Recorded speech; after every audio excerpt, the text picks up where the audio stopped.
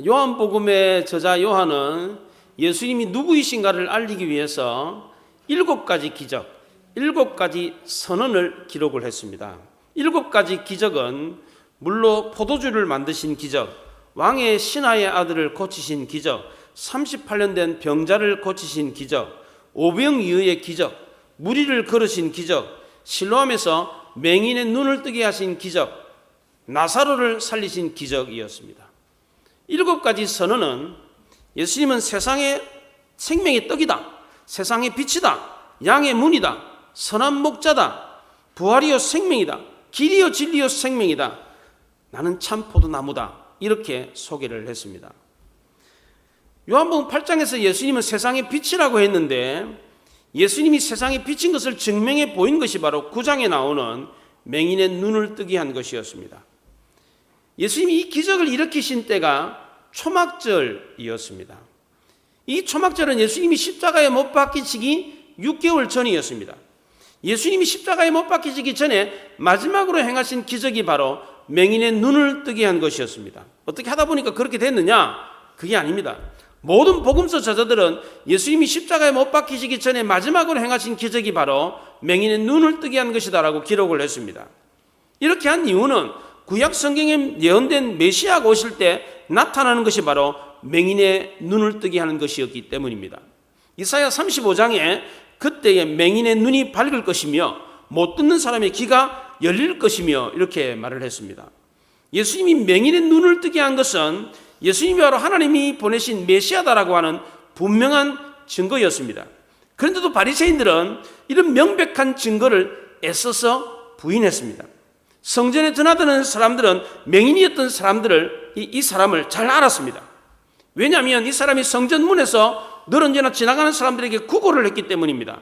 그런데 바리새인들은 이 사람이 그 사람이 아니다 라고 부인을 하고 또 맹인되었다가 고침받은 이 사람을 출교를 시켜버렸어요. 손바닥으로 하늘을 가리는 격이었습니다. 초막절에는 성전에서 2가지 큰 행사가 있었습니다. 하나는 실로암 못에 가서 물을 떠와가지고 성전의 그 대야에다, 큰 대야에다가 물을 붓는 행사가 있어요. 또 하나는 성전 뜰에다가 등불을 밝히는 행사가 있습니다. 물을 길러와가지고 물을 부었던 행사는 영혼의 갈증을 해결하기 위한 행사였습니다. 이것은 이스라엘 백성들의 조상들이 광야 시절에 반석에서 물이 나와가지고 물을 먹었던 하나님의 은혜를 감사하면서 기념하기 위해서 했던 행사였습니다. 이때 예수님은 초막절 끝날에 누구든지 목마르거든 내게로 와서 마시라 이 말씀을 하셨습니다. 또 성전뜰에서 불을 밝히는 행사는 등과 같은 우리의 영혼에 성령의 불을 붙여서 영을 살리기 위한 행사였습니다. 그래서 예수님은 초막절에 나는 세상의 빛이니 나를 따르는 자는 어둠에 다니지 아니하고 생명의 빛을 얻으리라 이 말씀을 하셨습니다. 예수님은 정말 세상의 빛이라는 것을 증명해 보이기 위해서 맹인의 눈을 뜨게 하셨습니다. 이 기적이 어떻게 일어났습니까? 예수님이 한 맹인을 보시고 그에게 말씀하셨을 때 그 맹인이 예수님 말씀에 순종했더니 기적이 일어났습니다. 먼저 예수님이 길을 가다가 한 맹인을 보셨습니다. 맹인이 먼저 예수님을 본 게 아니었습니다. 맹인인데 어떻게 예수님을 볼 수 있겠습니까? 그래서 구원은 언제나 우리에게서 먼저 시작하는 것이 아니라 하나님에게서부터 시작한다는 겁니다. 우리는 아무것도 할 수 없는 돌덩어리와 같습니다. 돌덩어리에 무슨 생명이 있습니까? 돌덩어리에 무슨 귀가 있어서 들을 수 있겠어요? 돌덩어리에 무슨 눈이 있어서 볼 수 있겠습니까? 우리는 아무 생명도 없고 아무것도 들을 수 없고 아무것도 볼 수 없는 돌덩어리와 같았습니다. 이런 우리를 하나님이 불쌍히 여기셔서 생명을 부여해 주심으로 우리가 눈을 뜨고 귀가 열리고 손과 발이 움직여서 이렇게 살아있는 모습으로 사는 것입니다. 그러므로 구원은 전적인 하나님의 은혜에서 비롯된 것입니다. 1절에 예수께서 길을 가실 때에 날 때부터 맹인된 사람을 보신지라 그랬습니다. 예수님이 날 때부터 맹인이었던 이 사람을 보신 게 구원의 시작이었습니다. 예수님이 이 사람을 보는 순간 구원이 시작됐습니다. 얼마나 놀라운 일입니까? 하나님이 우리를 불쌍히 여기셔서 보는 순간 구원이 시작됩니다. 이런 국률의 여기심이 우리에게도 있어야 하는 겁니다. 그 당시 팔레스틴에는 맹인이 지금보다 훨씬 더 많았습니다. 석회암 지대가 많아서 먼지가 많았어요. 그리고 건조한 사막이기 때문에 바람이 막 날려고 모래바람이 이렇게 날려가지고 맹인이 된 사람들이 많았습니다. 그렇게 맹인이 많았는데 그 중에 예수님이 이 사람을 보셨습니다. 그 많은 맹인 중에 이 사람을 보셨습니다. 이렇게 예수님은 이 맹인을 불쌍히 여기셔서 긍휼의 눈으로 그를 쳐다보았는데 예수님 곁에 있는 제자들은 그 맹인을 어떻게 바라보았습니까? 비판하고 정죄하는 눈으로 바라봤습니다. 아이쿠, 얼마나 죄가 많았으면 저렇게 맹인이 되었을까? 혀를 차면서 그를 쳐다보았습니다.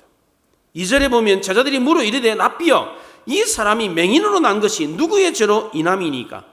자기니까 그의 부모니까? 이렇게 물었습니다. 제자들은 맹인을 보고 정죄했습니다. 그 당시 유대인들은 율법에 부모의 죄가 3, 4대까지 이른다라고 하는 이 계명에 따라서 그 원인을 부모에게서 찾는 경우가 있었습니다. 또 어떤 경우는 질병은 하늘로부터 내린 저주다. 그래서 그 원인을 당사자의 죄에서 찾았습니다. 그래서 저 사람이 맹인이 된 것이 저 사람 죄 때문입니까? 부모의 죄 때문입니까? 이렇게 물었습니다. 이런 생각은 우리나라 사람들도 똑같이 갖고 있습니다. 우리 주변에 불행한 일을 겪은 사람이거나 가난하고 병든 사람이 있으면 그 사람에게 책임을 돌리려고 합니다. 얼마나 죄가 많았으면 저렇게 불행한 일을 겪고 병에 걸렸을까? 얼마나 게을렀으면 저렇게 가난하게 살까? 젊은 시절에 돈도 안 벌고 뭐 했나? 저렇게 게으르니까 저렇게 비참하게 살지. 이렇게 그 사람에게 그 책임을 돌리려고 합니다. 저희 부산의 고향교회 바로 뒤에 한 집사님 가정이 있었는데 교회 바로 뒤다 보니까 교회 온갖 굳은 일은 그 가정에서 다 했어요. 그 가정에 딸 셋 아들 하나가 있었는데 청년이 4명이나 있으니까 얼마나 일을 많이 하겠습니까? 교회 뭐 모든 일은 다 그 집에서 도맡아 하다시피 그렇게 열심히 신앙생활을 했어요. 근데 그 집이 정말 가난했습니다. 그러니까 성도들이 이런 얘기를 했어요. 어떻게 저 집은 저렇게 열심히 신앙생활하고 저렇게 봉사를 많이 하는데 왜 저렇게 가난하나? 우리가 알지 못하는 죄를 지어서 그렇겠지. 이런 얘기를 했어요. 이런 얘기를 듣고는 그 집안 사람들이 시험에 들었어요. 온 집안이 다 이사를 해가지고 안산으로 이사를 왔어요.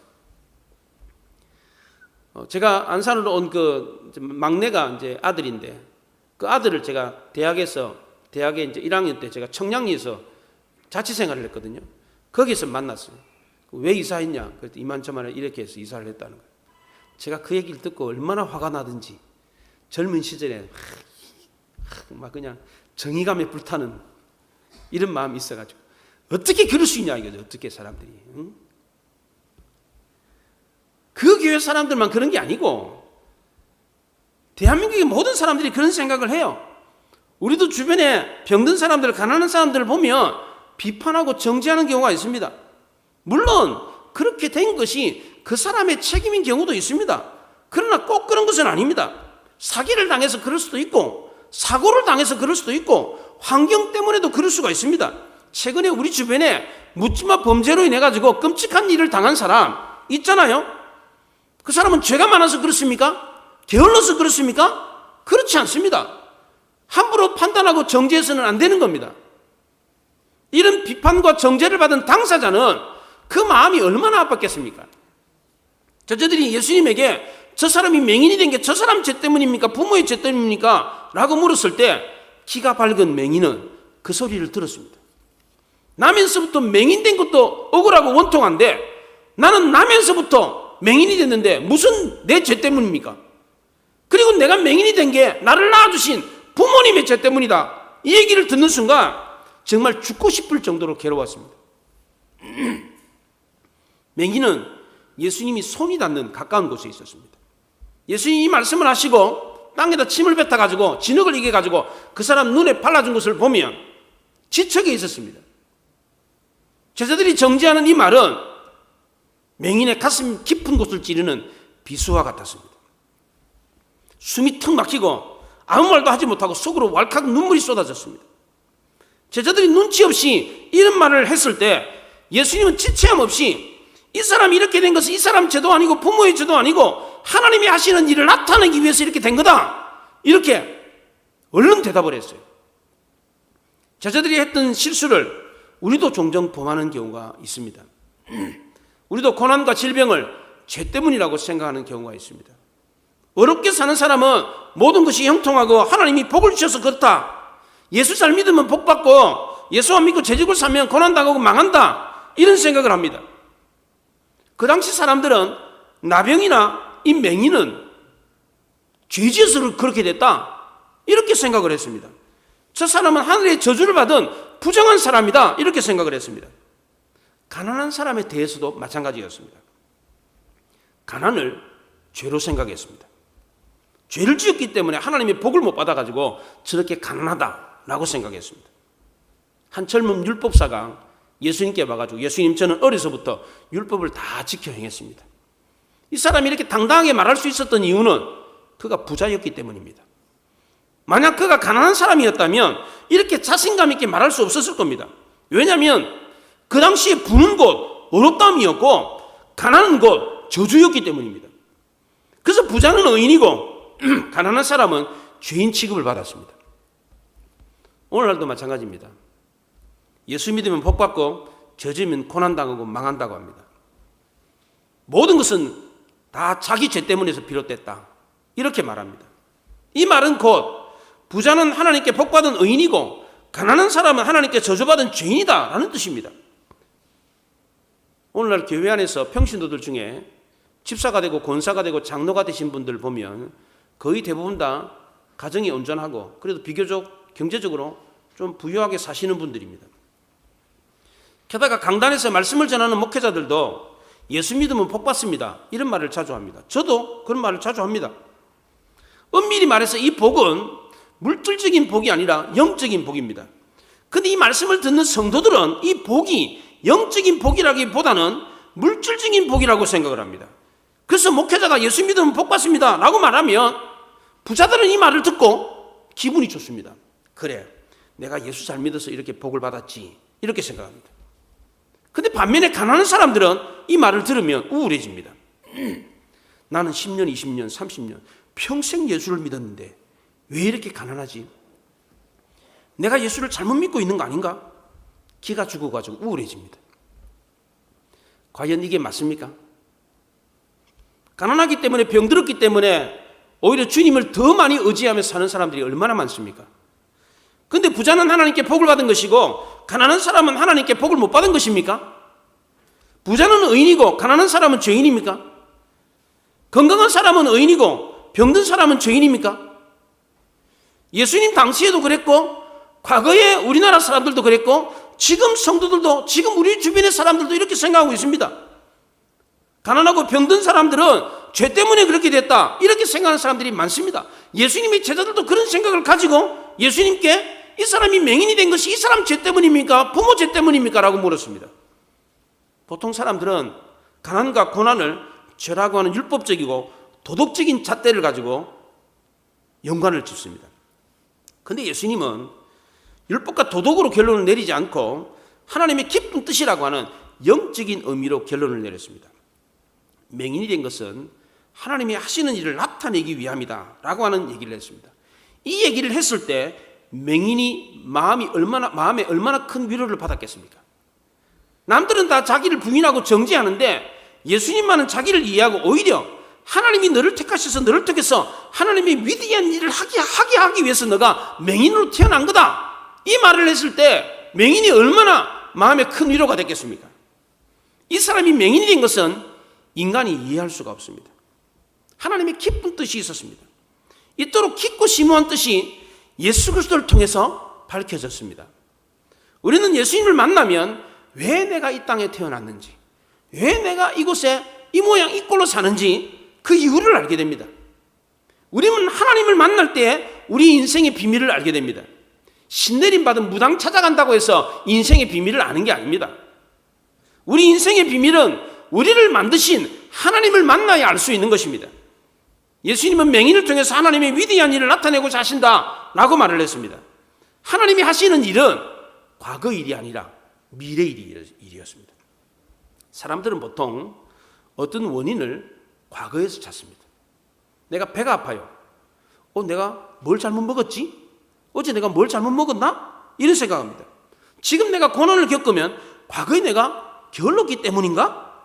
현재의 고난을 과거의 전생에서 죄를 짓기 때문이다. 이런 생각을 합니다. 불교의 인과응보가 꼭 그것입니다. 그러나 오늘 본문 말씀 속에서 예수님은 그 원인을 과거에서 찾지 않고 미래에서 찾았습니다. 공부하는 학생이 공부하느라고 고생을 합니다. 왜 그렇습니까? 그 원인이 어디에 있습니까? 미래에 있는 것이죠. 그렇잖아요. 어머니가 해산의 고통을 겪는 이유가 어디에 있습니까? 과거에 있습니까? 미래에 있죠. 예수님도 이 사람이 맹인된 원인이 과거에 있는 것이 아니라 미래에 있다, 그렇게 말씀을 하셨습니다. 하나님이 하시는 일을 위해서 맹인이 되었다, 이렇게 말했습니다. 사도 바울도 고린도후서 1장에서 성도가 환난당하는 것은 또한 모든 환난 중에 있는 자를 능히 위로하기 위해서다. 성도가 고난당하는 것 역시도 우리가 받는 같은 고난을 너희도 견디게 하기 위함이다, 이렇게 미래적으로 말했습니다. 로마서 8장 18절에서도 현재의 고난은 장차 우리에게 나타날 영광과 비교할 수 없다. 현재 우리가 고난을 당하는 것은 장차 미래에 받을 영광을 위한 것이다, 이렇게 말을 했습니다. 그러니까 성도는 어떻게 살아야 합니까? 과거에 매이지 않고 미래를 내다보며 살아야 됩니다.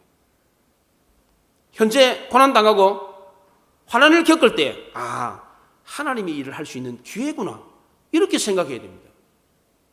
근데 우리는 이게 잘 안 됩니다. 왜 그렇습니까? 우리도 태어날 때부터 맹인이었기 때문입니다. 태어날 때 맹인된 사람은 보는 것에 대한 기대감이 별로 없습니다. 왜냐하면 한 번도 본 적이 없기 때문입니다. 맹인이 아니었는데 사고나 병으로 맹인이 된 사람은 날 때부터 맹인된 사람과 이 시력을 잃었을 때 그 감이 틀립니다. 사고나 병으로 맹인이 된 사람은 보는 것에 대한 가치와 황홀함을 알기 때문에 그 가치를 잃어버리기 때문에 그 상실감이 아주 큽니다. 그러나 날 때부터 맹인되었던 이 사람은 그것에 대한 상실감이 별로 없어요. 왜냐하면 한 번도 본 적이 없으니까.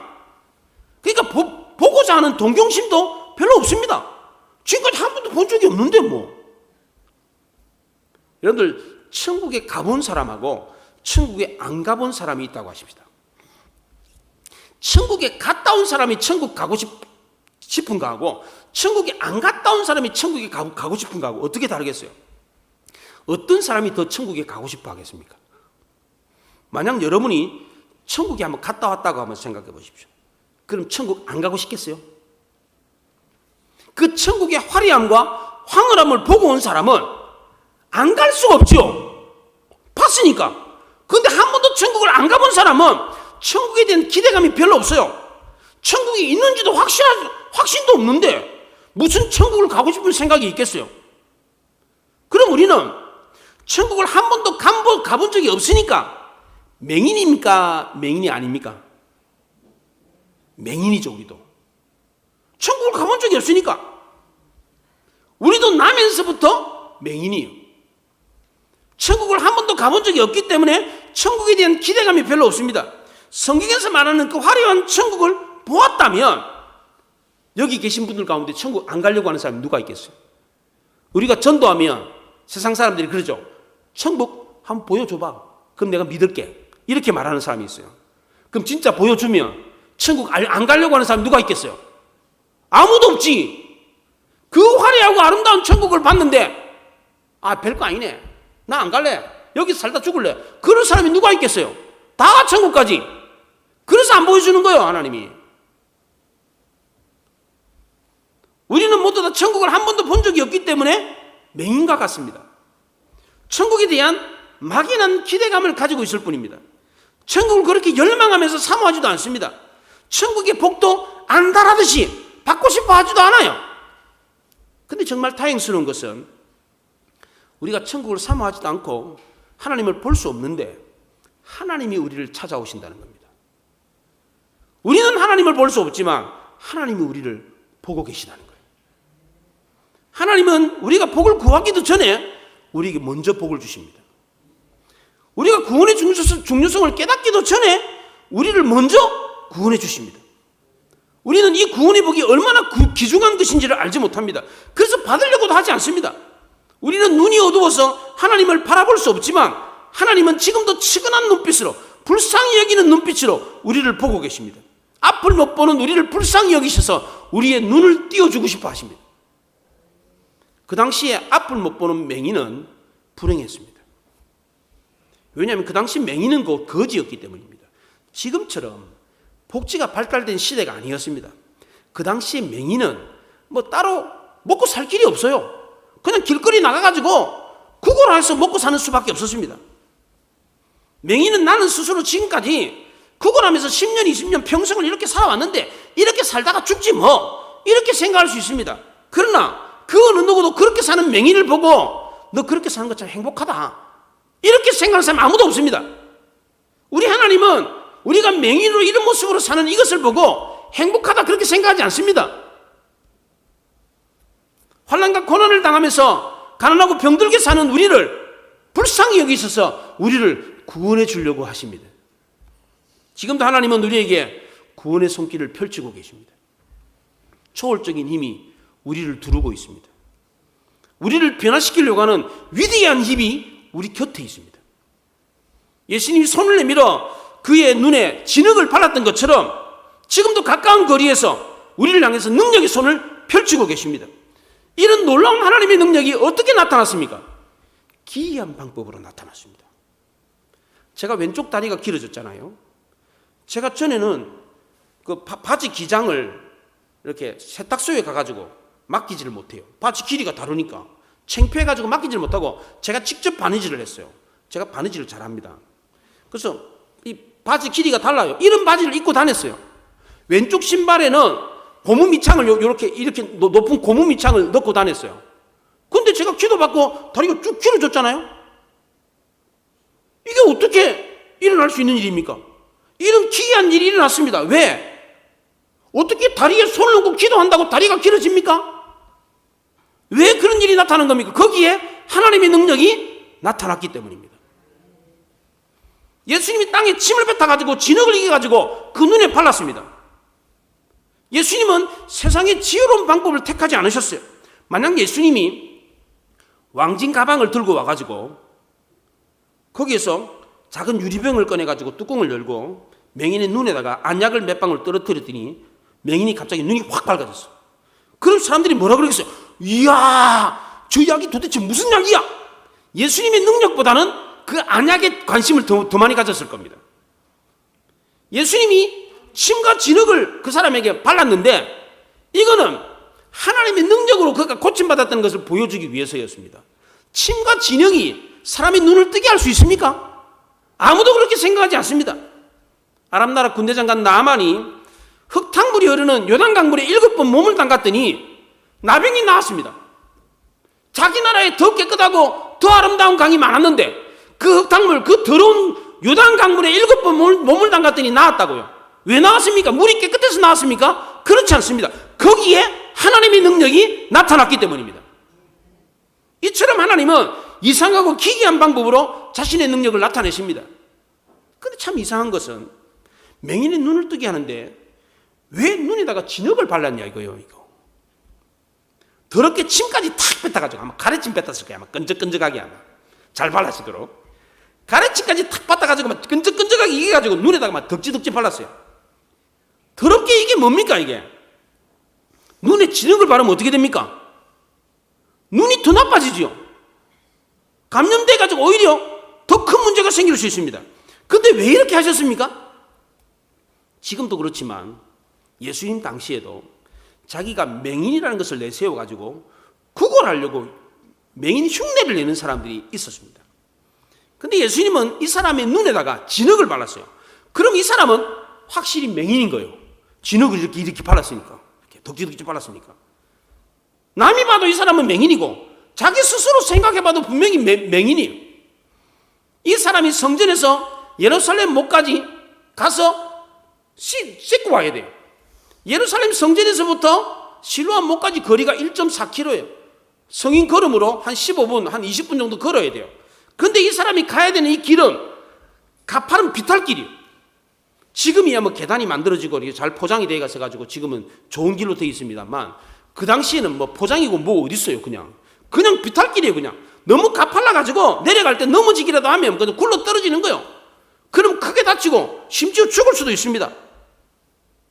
맹인은 실로암 못으로 내려가는 동안에 사람들에게 확실히 보였습니다. 자기가 맹인이라는 것을 보여줬어요. 자기 자신도 맹인이라는 사실을 분명히 알았습니다. 더러운 지능을 바른 추한 몰골을 하고 있는 맹인이라는 사실을 알았습니다. 눈을 뜨지 않으면 결코 행복할 수 없는 비참한 인생을 살고 있다는 것을 알았습니다. 요즘 교회 안에 신앙생활하는 성도들 가운데 신앙생활을 아주 고상하게 하려고 하는 사람들이 있어요. 그래서 교회를 찾아도 아주 크고 좋은 교회를 찾습니다. 예배를 드려도 품위 있게 마치 음악회 감상하듯이 오케스트라와 수준 높은 성가대가 노래하는 그런 예배당에서 예배를 드리고 싶어 합니다. 요즘 삶의 질이 상당히 높아졌잖아요. 그래서 예배도 그렇게 아주 수준 높게 고상하게 예배를 드리려고 합니다. 이런 분위기에서 예배를 드리면서 신앙생활하는 성도들은 자신도 그렇게 수준이 높은 아주 고상한 사람인 걸로 착각할 수가 있어요. 만약 이런 마음으로 하나님 앞에서 예배를 드린다면 그것은 예배를 드리는 것이 아니라 예배를 감상하는 겁니다. 죄인의 예배가 아니라 의인의 예배예요. 아벨의 제사가 아니라 가인의 제사를 드리고 있는 겁니다. 우리가 하나님의 능력을 체험하고 하나님의 자녀가 되기 위해서는 어떻게 해야 됩니까? 첫째는 자신이 얼마나 추악한 죄인인지를 알아야 합니다. 이럴 때 하나님의 은혜가 임하는 거예요. 하나님을 만나지 않으면 안 되는 비참한 삶을 살고 있는 것이 바로 나다. 이런 생각을 가져야 하나님의 은혜를 체험할 수 있는 겁니다. 두 번째로 하나님의 은혜를 체험하려면 순종이 필요합니다. 예수님은 맹인에게 실로암 못에 가서 씻으라 그랬어요. 이때 맹인은 예수님이 시키는 대로 실로암 못에 가서 씻었습니다. 그랬더니 어떻게 됐습니까? 눈이 밝아져 가지고 왔습니다. 예수님이 맹인의 눈에 진흙을 바르시고 실로암 못에 가서 씻으라고 했을 때 맹인이 기분이 나빠가지고 예수님 지금 뭐 하는 겁니까? 이게 무슨 치료예요? 눈에다가 진흙을 바르면 어떡합니까? 그리고 뭐 실로암 못에 가서 씻으라고요? 실로암 못에 가는 길이 얼마나 그 가파른 비탈길인데요. 저는 눈이 어두워가지고 가다가 그냥 굴러 떨어질 수가 있어요. 그 위험한 곳을 내가 왜 갑니까? 그리고 또 거기 가서 뭐 씻고 온다고 해서 낫는다는 보장이 어디 있습니까? 그러지 말고 그냥 눈에다 손을 얹고 그냥 안수기도나 해주십시오. 이렇게 말할 수 있잖아요. 이렇게 했더라면 기적이 일어났겠습니까? 이 사람이 버티고 안 가니까 그럼 예수님이 야 그럼 다른 방법으로 내가 치료해 줄게 그러셨습니까? 그렇지 않습니다. 4절에 우리가 하여야 하리라 라는 말이 나오는데 이 말은 불가피한 강요를 뜻하는 겁니다. 안 하면 안 된다는 거예요. 부모가 대신 갈 수가 없어요. 친구가 대신 갈 수가 없어요. 실로암 못이 나에게 올 수가 있는 게 아니에요. 내가 직접 가야 돼요. 많은 분들이 오해하는 것 중에 하나가 믿음을 확신이라고 생각하는 겁니다. 믿음은 확신이 아니라 순종입니다. 만약 맹인이 예수님 전 실로암 못에 가서 씻으면 낫는다는 확신이 없습니다. 예수님 저에게 믿음을 주십시오. 내가 확신이 있으면 가겠습니다. 확신이 없으면 내가 갈 이유가 없죠. 내가 무슨 가파른 비탈길을 가다가 떨어지면 나 그냥 죽어요. 죽어. 가서 씻고 온다고 뭐 낫는다는 보장이 어디 있습니까? 확신을 주십시오. 그럼 내가 갈게요. 그렇다면 기적이 일어났겠습니까? 집에서 우리 부모님들이 자녀들에게 야 교회 가라 그러면 싫어요. 믿어지지도 않는데 왜 내가 교회를 가야 돼요? 이렇게 말하는 자녀들이 있습니다. 교회는 믿어져야 가는 것이 아닙니다. 순종은 믿어지기 때문에 행하는 게 아니에요. 순종하고 행하면 믿어지는 겁니다. 그래서 순종이 제사보다 낫다 그렇게 말했던 겁니다. 맹인은 확신이 없었지만 예수님의 말씀에 의지해서 실로암 못으로 가서 씻었습니다. 만약 맹인에게 확신이 있었더라면 맹인은 씻으러 가기 전에 이미 예수님께 감사 인사를 했을 겁니다. 근데 성경 어디에도 맹인이 실로암 못에 가서 씻기 전에 예수님께 감사했다는 말이 나오지는 않습니다. 맹인은 의심하는 가운데 믿음이 없는 가운데 갔습니다. 믿음의 시작은 확신이 아닙니다. 믿음은 순종에서 출발합니다. 맹인은 실로암 못에 가서 씻었을 때 비로소 눈을 뜨게 되었습니다. 하나님의 은혜는 순종과 함께 임하는 겁니다. 맹인은 자신이 처한 맹인이라는 것을 인정하고 순종해서 실로암 못에 씻었을 때에 눈을 뜨게 되었습니다. 나아만도 자신이 끔찍한 병에 걸려있는 나병 환자라는 사실을 인정하고 하나님 말씀에 순종했을 때 그 더러운 요단강 물속에 7번 들어갔다 나왔을 때 고침을 받았습니다. 그에게 확신이 있어서 들어간 게 아니었습니다. 그래도 순종했더니 하나님의 놀라운 치유의 은혜가 임했다는 겁니다. 우리도 마찬가지입니다. 비록 확신이 없다고 하더라도 하나님 말씀에 순종할 수 있어야 합니다. 이렇게 순종할 수 있는 사람은 하나님 앞에 자신이 추악한 죄인이라는 것을 아는 사람입니다. 하나님이 아니고서는 아무것도 할 수 없는 연약한 자라는 것을 아는 사람이 순종할 수 있습니다. 우리 모두 내 고집과 편견을 버리고 순종해서 하나님의 놀라운 은혜가 임하는 것을 경험할 수 있기를 바랍니다. 지금도 하나님은 이런 놀라운 구원의 손길을 우리에게 펼치고 계십니다. 우리 모두 천국을 본 적이 없습니다. 영적 세계를 한 번도 본 적이 없습니다. 그래서 하나님의 구원의 은혜가 필요한 맹이라는 것을 알고 하나님이 우리에게 들려주시는 이 말씀을 듣고 순종해서 놀라운 치유의 기적을 경험하는 우리 모두가 될 수 있기를 바랍니다. 기도하겠습니다.